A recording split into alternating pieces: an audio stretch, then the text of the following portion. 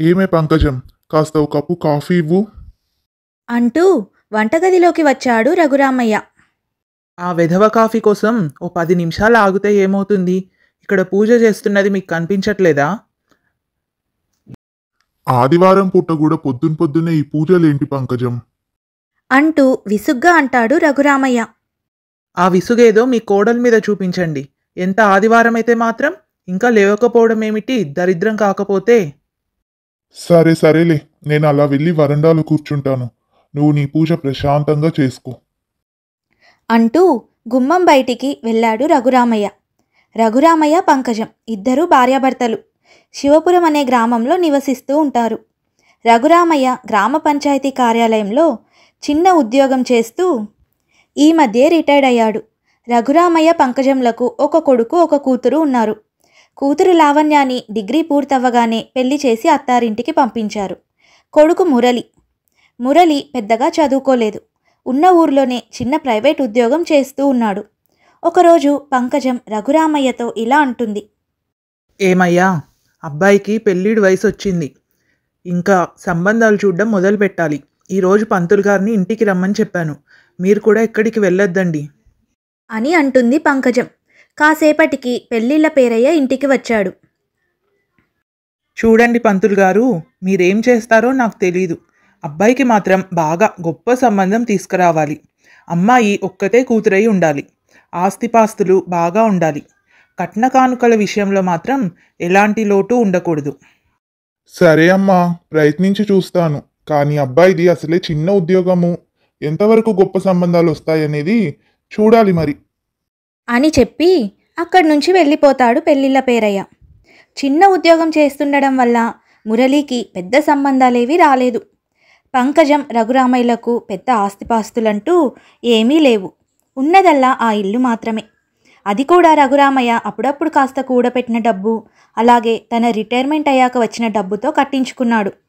అలా కొన్ని రోజులు గడిచాయి. మురళికి శ్రీలత అనే అమ్మాయితో వివాహం జరిపించారు.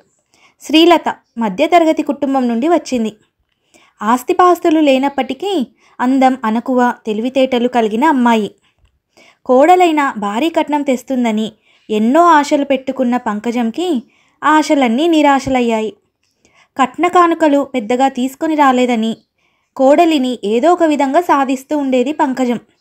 ఇల్లు శుభ్రంగా లేదని, కూరలు సరిగ్గా వండలేదని అంటూ ఏదో ఒకదానికి వంకలు పెడుతూ ఎప్పుడూ శ్రీలతను తిడుతూ ఉండేది. అలా కొన్ని రోజులు గడిచాయి. ఒకరోజు ఉదయం 7:30 అవుతుంది. శ్రీలత అప్పుడే గదిలో నుంచి బయటికి వచ్చింది. అది చూసిన పంకజం శ్రీలతతో ఇలా అంటుంది.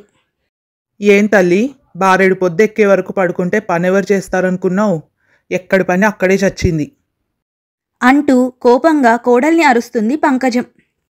ఇవాళ ఎందుకో కొంచెం నీరసంగా అనిపిస్తుంది అత్తయ్య, జ్వరం కూడా వచ్చినట్టుగా ఉంది అని నీరసంగా అంటుంది శ్రీలత. ఇంతలో రఘురామయ్య అక్కడికి వస్తాడు. పోనీ లేవే పాపం, కోడలికి జ్వరం అంటుంది కదా, ఈ పూట పనులన్నీ నువ్వే చేసుకోరాదు? ఏమయ్యా, అస్తమానం కోడల్ని వెనుకేసుకొని రాకపోతే వేరే పనేం లేదా మీకు? ఒంట్లో బాగున్నా లేకపోయినా ఇంటి పని అన్నాక చేయాల్సిందే అంటూ తన గదిలోకి వెళ్ళిపోతుంది పంకజం. కాసేపటికి పక్కింట్లో ఉండే సుప్రజ, పంకజమక్క, మన వీధి చివరుండే నీరజ కూతురు పుష్పవతి అయిందిగా. ఇవాళ అందరినీ పేరంటంకి రమ్మని పిలిచింది. నువ్వు కూడా వస్తున్నావా మాతో? ఇంట్లో ఉండి చేసే పనేం లేదులే సుప్రజ, నేను కూడా వస్తాను. ఒక 10 నిమిషాలు ఆగండి, చీర మార్చుకొని వస్తాను అంటూ పేరంటానికి తయారవుతుంది పంకజం. ఇంట్లో నుంచి వెళ్తూ శ్రీలతతో ఇలా చెప్పి వెళ్తుంది. ఇదిగో శ్రీలత, ఒంట్లో బాగాలేదు కదా అని చెప్పి ఇంటి పని వంట పని చేయకుండా కూర్చున్నావంటే ఊరుకునేదే లేదు. నేను ఇంటికి వచ్చేసరికి అన్ని పనులు అయిపోయి ఉండాలి అని చెప్పి అక్కడి నుంచి వెళ్ళిపోతుంది పంకజం. భార్య అలా బయటికి వెళ్ళగానే రఘురామయ్య శ్రీలత దగ్గరికి వెళ్తాడు. ఇదిగో అమ్మాయి, ఇంటి పని వంట పని మళ్ళీ తర్వాత చేసుకోవచ్చులే. ఈ డోలో టాబ్లెట్ వేసుకొని కాసేపు అలా విశ్రాంతి తీసుకో.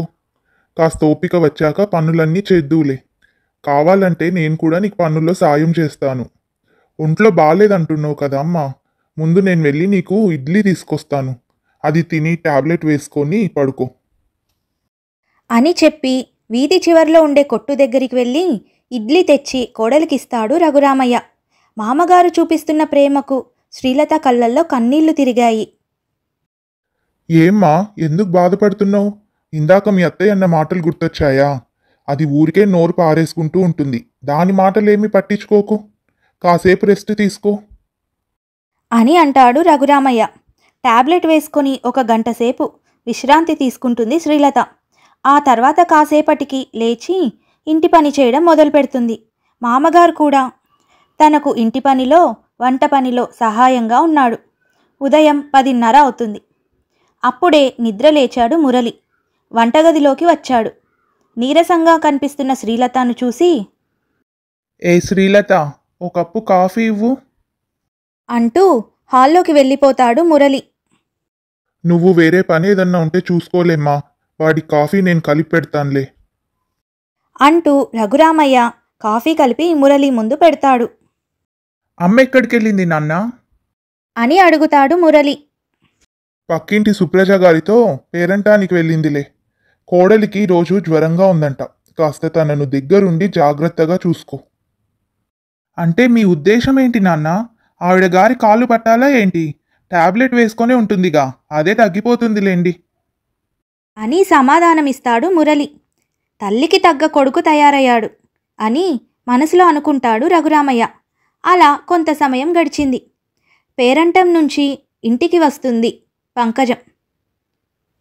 శ్రీలత, ఆకలేస్తుంది, అన్నం వడ్డించు త్వరగా అంటూ కేక వేస్తుంది పంకజం. అంతలో రఘురామయ్య అక్కడికి వస్తాడు. అలా అరవకు పంకజం. అమ్మాయి పని అంతా చేసి మళ్ళీ నీరసంగా అనిపించి ఇప్పుడే గదిలోకి వెళ్ళి పడుకుంది. అన్నీ టేబుల్ మీదే ఉన్నాయిగా, నువ్వే వడ్డించుకొని తిని పూటకి. మీరిలా అలసివ్వబట్టే అది హాయిగా ముసుగు తన్ని పడుకుంది. అదే మీ అమ్మగారు ఉన్నప్పుడు నేను ఇలా చేసేదాన్నా? ఆవిడని చూస్తేనే భయపడి చచ్చేదాన్ని. ఒంట్లో బాలేకపోయినా బయటికి చెప్పే ధైర్యం లేక చచ్చినట్టు అన్ని పనులు చేసుకునేదాన్ని. నువ్వు కోడలుగా ఉన్నప్పుడు కష్టాలు పడ్డావని ఈ కోడలు కూడా కష్టాలు అనుభవించాలని అనుకుంటున్నావు. ఇది ఏమాత్రం సరికాదు పంకజం. సరేలేండి. ఈ కాలం కోడళ్ళకు అత్తగారంటే భయమూ లేదు, గౌరవ మర్యాదలు లేవు అని అన్నం తింటున్నంతసేపు సనుగుతూనే ఉంది పంకజం. అలా 2 సంవత్సరాలు గడిచిపోయాయి. ఒకరోజు పక్కింట్లో ఉండే సుప్రజ పంకజంతో ఇలా అంటుంది.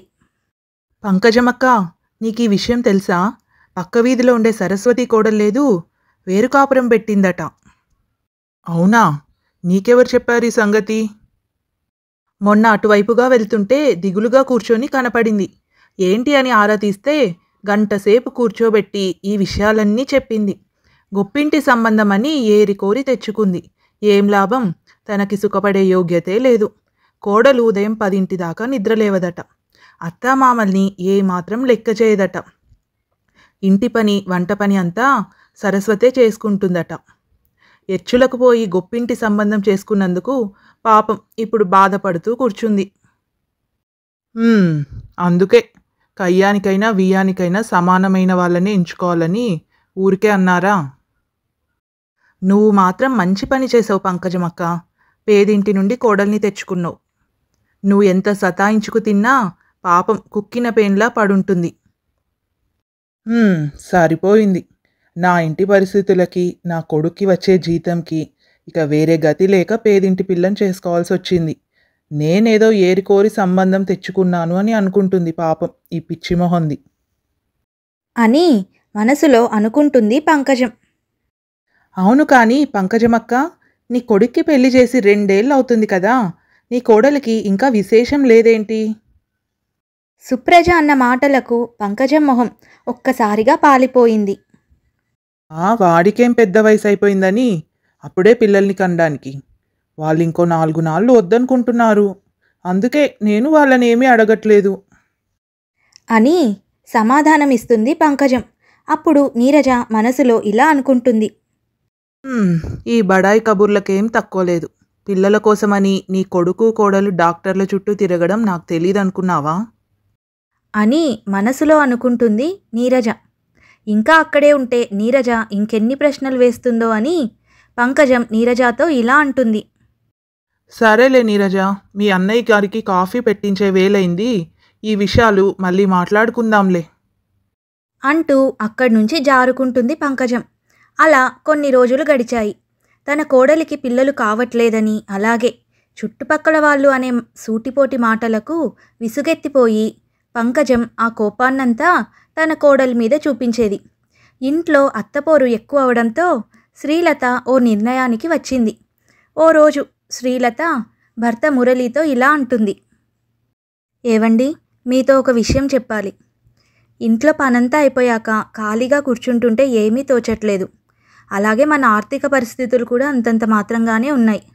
నేను ఏదైనా ఉద్యోగంలో చేరతానండి. ఇక్కడ పెద్ద పెద్ద చదువులు చదివిన వాళ్ళే ఉద్యోగాలు దొరక ఏడుస్తున్నారు. నువ్వు చదివిన బోర్డు డిగ్రీకి ఎవడిస్తాడనుకున్నావు నీకు ఉద్యోగం? అంటూ ఎగతాళిగా మాట్లాడాడు మురళి. పోనీ మన వీధి చివరుండే స్కూల్లో టీచర్గా చేరుతానండి. అందులో టీచర్ అవ్వాలంటే డిగ్రీ ఉంటే సరిపోతుందట. టీచర్గా చేరావంటే అప్పుడు నీకు వచ్చే జీతం కన్నా నీకుండే ఖర్చులే ఎక్కువ ఉంటాయి. నాకేం ఖర్చులుంటాయండి? వీధి చివరే ఉంది కాబట్టి నడుచుకుంటూ వెళ్ళి నడుచుకుంటూ వస్తాను.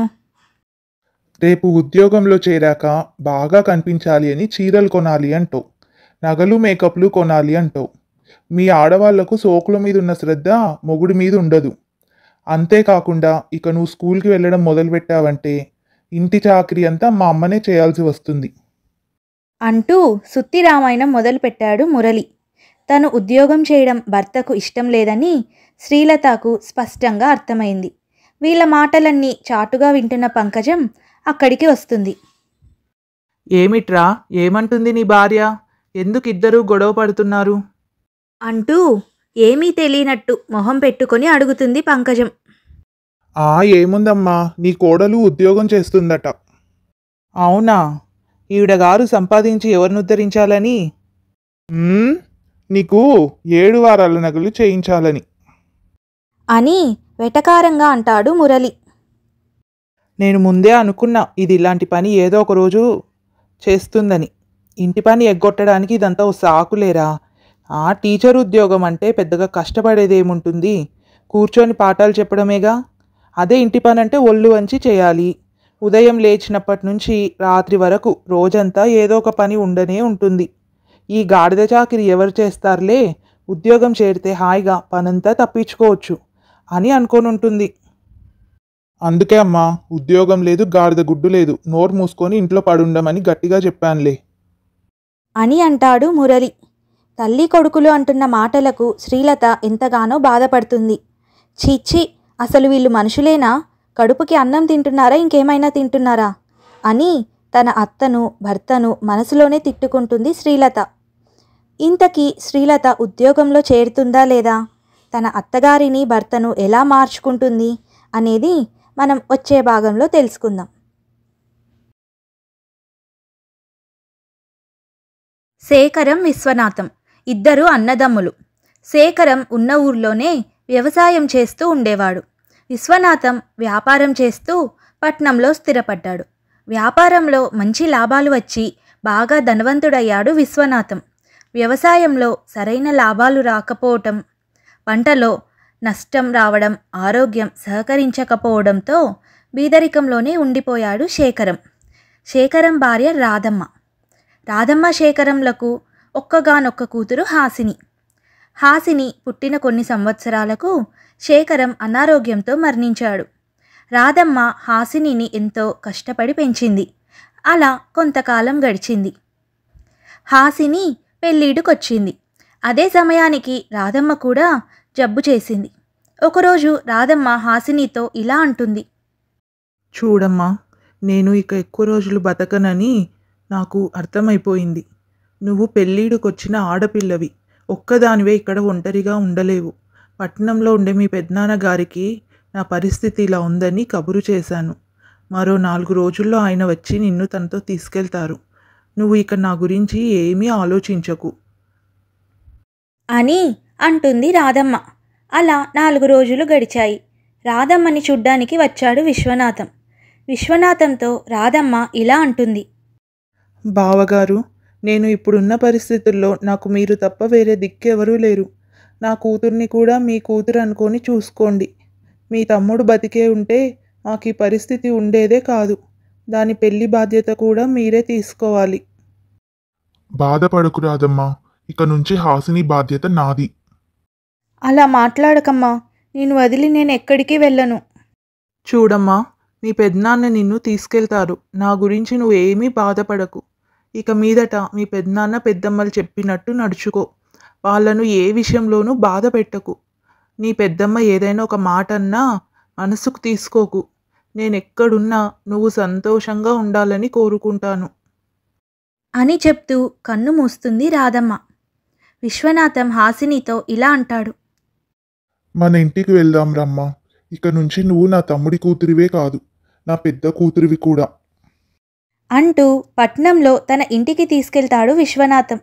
విశ్వనాథం భార్య సుప్రజ మహాగయ్యాలి. డబ్బు ఉందన్న అహంకారంతో ఎవ్వరినీ లెక్క చేసేది కాదు సుప్రజ.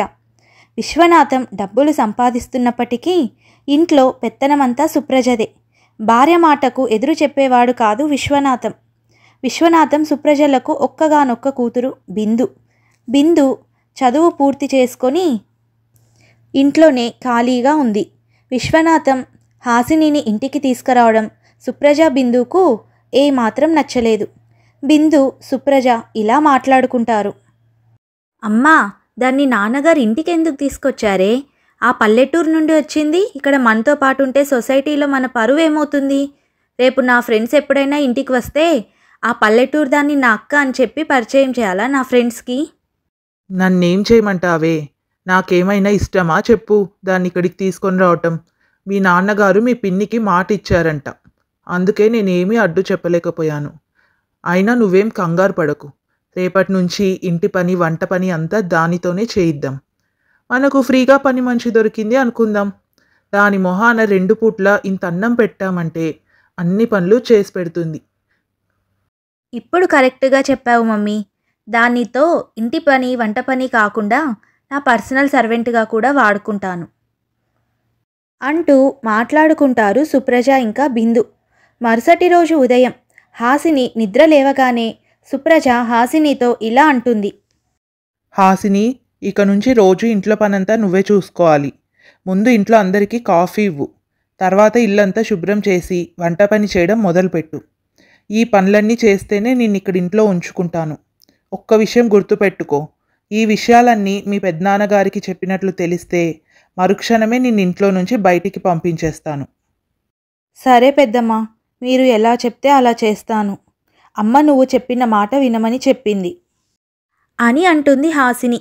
బిందు కూడా హాసినితో ఏమాత్రం మర్యాద ఇవ్వకుండా తనకు నచ్చినట్టు ప్రవర్తించేది.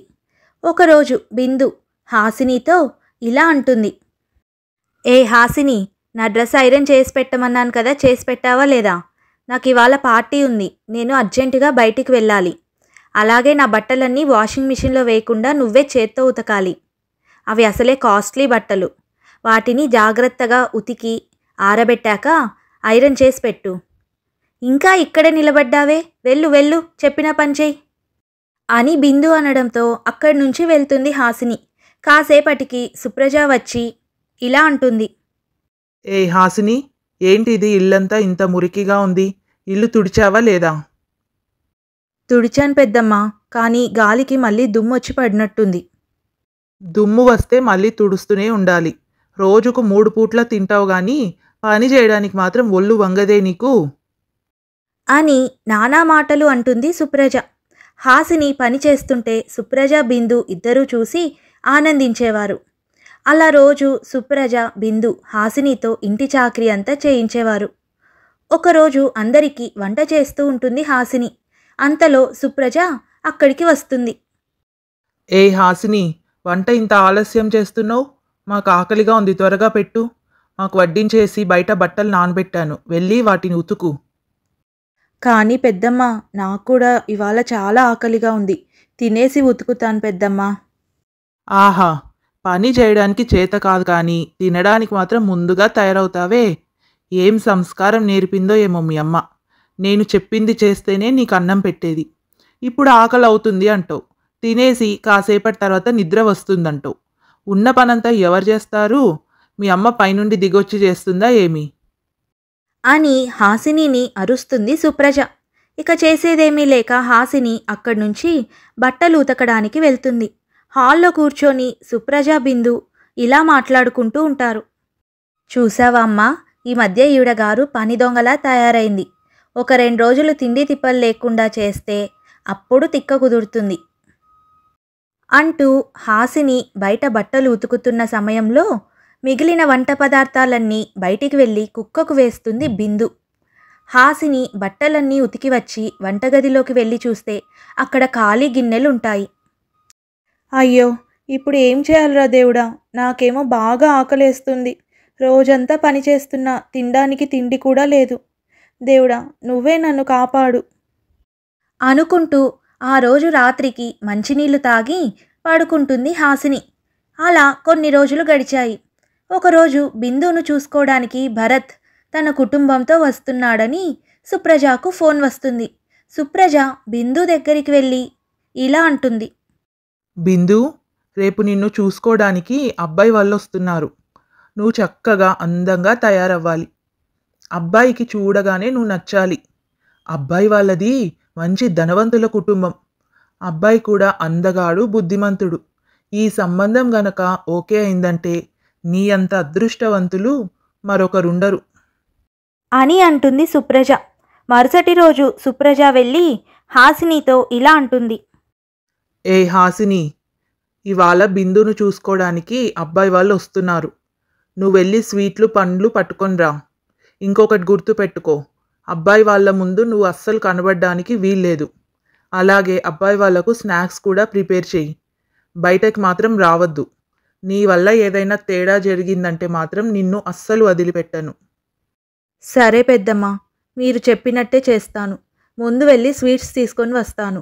ఆ తర్వాత మీరు చెప్పిన స్నాక్స్ అవన్నీ వండి పెడతాను అంటూ బజారుకి వెళ్తుంది హాసిని. ఆ తర్వాత ఏం జరిగిందో వచ్చే భాగంలో చూద్దాం. చూడు హాసిని, బిందును చూసుకోవడానికి ఈరోజు అబ్బాయి వాళ్ళు వస్తున్నారు. నీకు కూడా తెలుసు కదా. నువ్వు వెళ్ళి స్వీట్లు, పండ్లు పట్టుకొని రా. ఇంకొకటి గుర్తుపెట్టుకో, అబ్బాయి వాళ్ళ ముందు నువ్వు అసలు కనబడటానికే వీల్లేదు. అలాగే అబ్బాయి వాళ్లకు స్నాక్స్ కూడా ప్రిపేర్ చేయి. బయటికి మాత్రం రావద్దు, ముందే చెప్తున్నాను. నీ వల్ల ఏదైనా తేడా జరిగిందంటే మాత్రం నిన్ను అస్సలు వదిలిపెట్టను. సరే పెద్దమ్మ, మీరు చెప్పినట్టే చేస్తాను. ముందు వెళ్ళి స్వీట్స్ తీసుకొని వస్తాను. ఆ తర్వాత మీరు చెప్పిన స్నాక్స్ అవన్నీ వండి పెడతాను అంటూ బజారుకి వెళ్తుంది హాసిని.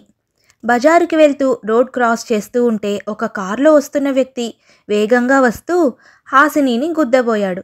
సడన్గా బ్రేక్ వేయడంతో హాసినికి ఏమీ జరగకపోయినా చిన్న చిన్న దెబ్బలు తగిలాయి. అప్పుడే కారులో నుంచి దిగుతాడు భరత్. భరత్ హాసినితో ఇలా అంటాడు. నన్ను క్షమించండి, మా డ్రైవర్ చూసుకోకుండా వేగంగా వచ్చాడు. మా డ్రైవర్ తరపున నేను క్షమాపణ అడుగుతున్నాను అని చేతులు జోడించి హాసినిని క్షమాపణ అడుగుతాడు భరత్. అందుకు హాసిని ఇలా అంటుంది. ఇట్స్ ఓకే అండి, కానీ ఇక మీదట వేగంగా కాకుండా రోడ్డు మీద కాస్త జాగ్రత్తగా నడపండి. చిన్న చిన్న పిల్లలు, పెద్దవాళ్ళు కూడా రోడ్ క్రాస్ చేస్తూ ఉంటారు. చాలా థ్యాంక్స్ అండి. మీకు అక్కడక్కడ కాస్త గాయాలైనట్టున్నాయి. పదండి, మిమ్మల్ని మీ ఇంటి దగ్గర డ్రాప్ చేస్తాను. పర్వాలేదండి, నాకు బజారుకు వెళ్ళే పనుంది. నేను అవి తీసుకొని ఇంటికి వెళ్తాను అంటూ అక్కడి నుంచి వెళ్ళిపోతుంది హాసిని. కాసేపటి తర్వాత భరత్ తన తల్లితో కలిసి రాధమ్మ శేఖరంల ఇంటికి వెళ్తాడు. బిందు మోడ్రన్గా రెడీ అయి భరత్ వాళ్ళ ముందుకు వస్తుంది. బిందును చూడగానే భరత్కు ఏమాత్రం నచ్చలేదు. మోడ్రన్ డ్రెస్లో రావడంతో భరత్ తల్లి నీరజ కూడా బిందు ఏమాత్రం నచ్చలేదు. నీరజ బిందుతో ఇలా అంటుంది. చూడమ్మా బిందు, నీకు ఇంటి పనులు, వంట పనులు అన్నీ చక్కగా చేసుకోవడం వచ్చు కదా. ఆంటీ, నేను వంట చాలా బాగా చేస్తాను. అలాగే ఇంటి పనులన్నీ కూడా నేనే దగ్గరుండి చూసుకుంటాను. నా కూతురని కాదు కానీ తను వంట చాలా బాగా చేస్తుందండి. ఇంట్లో నాకు అన్ని పనుల్లో కూడా సహాయంగా ఉంటుంది. అయినా మీకేం తక్కువ చెప్పండి, ఇంట్లో కావాల్సినంత మంది నౌకర్లు ఉంటారు కదా. ఎంతమంది నౌకర్లున్నా ఇంటి కోడలు బాధ్యత వేరే ఉంటుంది. మా భరత్ కోసం ఇంటి పనులన్నీ చక్కగా చూసుకుంటూ పెద్దలంటే గౌరవం మర్యాదలు కలిగిన అమ్మాయిని కావాలని కోరుకుంటున్నాము. సరే బిందు, కొద్దిగా వెళ్ళి అందరికీ కాఫీ కలుపుకొని రమ్మా. నీ చేతి కాఫీ మేమందరము రుచి చూస్తాము అని అంటుంది నీరజ. బిందు ఇంతకుముందు ఎప్పుడూ వంటగది మొహమే చూడలేదు. తనకు నచ్చినట్టుగా కాఫీ పెట్టుకొని వస్తుంది. కాఫీ అందరికీ సర్వ్ చేస్తుంది. కాఫీ టేస్ట్ మాత్రం చండాలంగా ఉంటుంది. భరత్ తన తల్లితో ఇలా అంటాడు. అమ్మా, కాఫీని ఇంత చండాలంగా పెట్టిందంటే ఇక వంట ఏమాత్రం చేస్తుందో అని నాకు చాలా డౌట్గా ఉంది. ఈ అమ్మాయికి అసలు పనులేవి వచ్చినట్టుగా లేవు అని నాకు అనిపిస్తుంది. అవునరా, నాకు అలాగే అనిపిస్తుంది.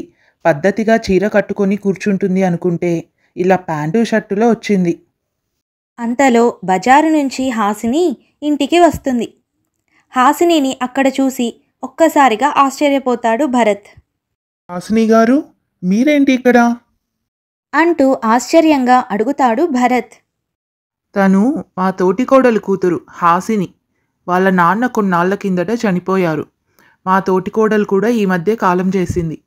అందుకని ఊర్లో ఒక్కతే అయిపోతుందని మా దగ్గరికి తెచ్చుకున్నాము. హాసిని, బయటికి వెళ్ళి అలసిపోయి వచ్చావు కదమ్మా, వెళ్ళి నీ గదిలో కాసేపు రెస్ట్ తీసుకో అని అంటుంది రాధమ్మ. రాధమ్మ అనడంతో హాసిని తన గదిలోకి వెళ్ళిపోతుంది. భరత్ నీరజాతో ఇలా అంటాడు. అమ్మా, ఇందాక మనం వస్తుంటే పొరపాటున మన కారు తగిలింది ఈ అమ్మాయికే. నాకు ఆ బిందు అస్సలు నచ్చలేదమ్మా. నాకు హాసిని చాలా బాగా నచ్చింది. నేను ఈ అమ్మాయినే పెళ్లి చేసుకుంటాను అని అంటాడు భరత్. అప్పుడు నీరజ రాధమ్మతో ఇలా అంటుంది. రాధమ్మ గారు, మమ్మల్ని క్షమించండి. మీరు ఏమీ అనుకోకపోతే మా అబ్బాయి బిందుని కాదు హాసినిని పెళ్లి చేసుకుంటా అంటున్నాడు. ఏంటండి, ఏం మాట్లాడుతున్నారు మీరు? ఇది ఎలా కుదురుతుందండి? మేము మా ఇంటికి ఎలాంటి కోడలు కావాలనుకుంటున్నామంటే పద్ధతిగా ఉండి అనకువతో కలిగి ఉండాలి అని. మాకు హాసినిలో ఇవన్నీ కనిపించాయి. కానీ వదిన గారు, నన్ను క్షమించండి. హాసిని బిందు కంటే పెద్దదే. ఇంతకుముందే మేము చాలాసార్లు తనను అడిగి చూశాము. కానీ తను పెళ్లి చేసుకోవడానికి ఒప్పుకోలేదు. పెళ్ళంటేనే ఇష్టం లేదంటుంది. తన ఇష్టాన్ని మేము కూడా కాదనలేం కదా. అందుకే తనకిప్పట్లో పెళ్లి చేయాలని అనుకోవట్లేదు. సరే రాధమ్మ గారు, మేమిక బయలుదేరుతాము. హాసినితో ఈ విషయం మళ్ళీ మాట్లాడి చూడండి. ఒకవేళ తనకు ఈ పెళ్లి ఇష్టమైతే మాకు తప్పకుండా కబురు చేయండి. మేము ఇలా చేసినందుకు మమ్మల్ని తప్పుగా అనుకోవద్దండి. మీ అమ్మాయి బిందు మా పద్ధతులకు సెట్ అవ్వదు అనిపించింది అని చెప్పి అక్కడి నుంచి వెళ్ళిపోతారు నీరజ, భరత్. ఇంత మంచి సంబంధం చెడగొట్టుకున్నందుకు బిందు గదిలో కూర్చొని ఏడుస్తూ ఉంటుంది. బిందు బాధపడుతున్నది చూసి రాధమ్మ హాసినిని వెళ్ళి తిడుతుంది. ఏ హాసిని, నీకు బుద్ధుందా అసలు? ఈరోజు నువ్వు చేసిన పనికి నీ చెంప పగలగొట్టాలన్నంత కోపం వచ్చింది. అబ్బాయి వాళ్ళ ముందు కనిపించొద్దని నీకెన్నిసార్లు చెప్పాను. కావాలనే నువ్వు నా బిడ్డ జీవితాన్ని నాశనం చేయాలనుకుంటున్నావా? నన్ను క్షమించు పెద్దమ్మా, నేను ఇదంతా కావాలని చేయలేదు. చాలే, ఇక నాటకాలు ఆడింది చాలు. వెళ్ళి వంటగదిలోకి వెళ్ళి పని చూసుకో అంటూ గట్టిగా అరుస్తుంది రాధమ్మ. హాసిని వంటగదిలోకి వెళ్ళిపోయి బాధపడుతూ ఉంటుంది. అలా కొన్ని రోజులు గడిచాయి. ఒకరోజు నీరజ ఇంకా భరత్ గుడికి వెళ్తారు. అక్కడ ఇద్దరు ఆడవాళ్ళు వచ్చి నీరజని పలకరిస్తారు.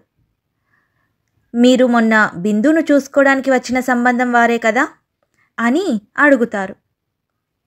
నన్ను క్షమించండి, మీరెవరో నాకు గుర్తు రావట్లేదు. మేము రాధమ్మ వాళ్ళ పక్కింట్లోనే ఉంటాము. అవునా, క్షమించండి, ఇందాక గుర్తుపట్టలేదు. అవునండి, బిందుని చూడ్డానికి వచ్చాము. కానీ మాకు అక్కడ హాసిని చూడంగానే నచ్చింది. కానీ హాసినికి ఇప్పుడే పెళ్లి చేసుకోవడం ఇష్టం లేదంట కదా.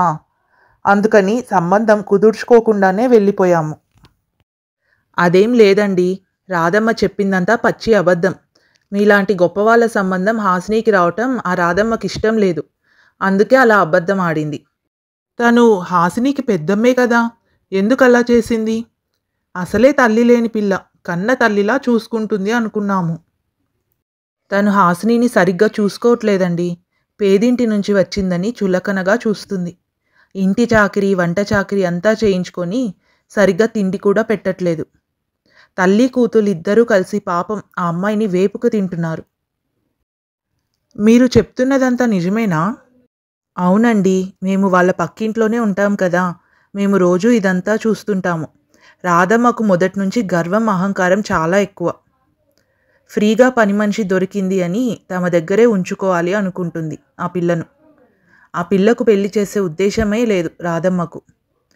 అందుకే తనకు పెళ్లి చేసుకోవడం ఇష్టం లేదని మీతో అలా అబద్ధం చెప్పింది. సరే అండి, మాకిక ఆలస్యం అవుతుంది, మేమిక బయలుదేరుతాము అని చెప్పి రాధమ్మ పక్కింట్లో ఉండే కుసుమ శాంతి అక్కడి నుంచి వెళ్ళిపోతారు. అప్పుడు భరత్ ఇలా అంటాడు. చూసావమ్మా ఆవిడ ఎంత పని చేశారో. పనులు చేయించుకోవడానికని పాపం ఆ అమ్మాయి జీవితాన్ని నాశనం చేస్తుంది. నీకు అమ్మాయి నచ్చిందన్నావు కదరా, రేపే మనం వాళ్ళ ఇంటికి వెళ్ళి ఈ సంబంధం గురించి మాట్లాడదాం. ఏదన్నా ఎక్కువ తక్కువ మాట్లాడిందంటే పోలీస్ కంప్లైంట్ ఇస్తామని చెప్దాము అని మాట్లాడుకుంటారు భరత్ ఇంకా నీరజ. అనుకున్నట్టుగానే మరుసటి రోజు నీరజ భరత్ రాధమ్మ ఇంటికి వెళ్తారు. నీరజ గారు, మీరా మళ్ళీ వచ్చారు? ఇంతకుముందే చెప్పాను కదా మా హాసిని పెళ్లి చేసుకోవడానికి రెడీగా లేదు అని. మనసు మార్చుకొని మా బిందుతో సంబంధం కుదుర్చుకోవడానికి వచ్చారా? ఇక నాటకాలు ఆపండి రాధమ్మ గారు, మాకు మొత్తం తెలిసింది మీరు ఆ అమ్మాయిని ఎలా చూసుకుంటున్నారు అని. ఇంటి చాకిరీ వంట చాకిరీ అన్నీ చేయించుకొని ఒక పని మనిషిలా చూస్తున్నారు. మీ తోటికోడలు కూతుర్ని, తల్లిదండ్రులు లేని పిల్లని కన్న తల్లిలా చూసుకోవాల్సిన మీరు అసలు ఇలా ప్రవర్తిస్తున్నారంటే వినడానికి మాకే చాలా బాధగా ఉంది. వెళ్ళండి, వెళ్ళి హాసినిని పిలవండి. డైరెక్ట్గా మేమే అడుగుతాము తనకి పెళ్లి సంబంధం చేసుకోవడం ఇష్టమో లేదో అని. అంతలో హాసిని అక్కడికి వస్తుంది. హాసిని, నీకు మా అబ్బాయిని పెళ్లి చేసుకోవడం ఇష్టమేనా? నీ మనసులో ఏముందో నిర్భయంగా చెప్పు అని అంటుంది నీరజ. అంతలో భరత్ ఇలా అంటాడు. హాసిని గారు, మీరు ఎవరికి భయపడకండి. మీకు ఈ పెళ్లి సంబంధం ఇష్టం ఉన్నా లేకపోయినా మీకెప్పటికీ నేను అండగా ఉంటాను. మొదటిసారి చూడగానే ఇష్టపడ్డాను. మీరు ఈ పెళ్లికి ఒప్పుకుంటే నా అంత అదృష్టవంతుడు మరొకరు ఉండరని అనుకుంటాను అని అంటాడు భరత్. నాకు ఈ పెళ్లి చేసుకోవడం ఇష్టమే అని చెప్తుంది హాసిని. రాధమ్మ గారు, ఇక మీదట హాసిని మా ఇంటి కోడలు. మంచి ముహూర్తం చూసుకొని పెళ్లి చేసుకొని అమ్మాయిని తీసుకెళ్తాము. అప్పటి వరకు తనని జాగ్రత్తగా చూసుకోండి. మాకు కాబోయే కోడలతో మీరు ఇంటి చాకిరీ వంట చాకిరీ చేయించాలని చూసినా, తనని కష్టపెట్టాలని చూసినా మీ సంగతి మొత్తం పోలీసులకు చెప్తాము. ఈ చుట్టుపక్కల మీకు గౌరవ మర్యాదలు అనేవి లేకుండా చేస్తాం, గుర్తుపెట్టుకోండి అని అంటుంది నీరజ. నీరజ అన్న మాటలకు రాధమ్మ కొద్దిగా భయపడుతుంది. ఇక చేసేదేమీ లేక రాధమ్మ బిందు ఇద్దరూ హాసినిని క్షమాపణ అడుగుతారు. కొన్ని రోజుల్లో మంచి ముహూర్తం చూసుకొని భరత్ హాసినిని పెళ్లి చేసుకొని తన ఇంటికి తీసుకెళ్తాడు. భర్త అత్తామామల ప్రేమాభిమానాలతో అప్పట్నుంచి హాసిని సంతోషంగా ఉంది. ఇది ఇవాల్టి కథ. ఈ కథ మీకు నచ్చినట్టయితే తప్పకుండా లైక్ చేయండి, షేర్ చేయండి. అలాగే ఇలాంటి మరిన్ని మంచి కథలు వినడానికి మన ఛానల్ని తప్పకుండా సబ్స్క్రైబ్ చేసుకోండి. మరొక మంచి కథతో మళ్ళీ కలుసుకుందాం.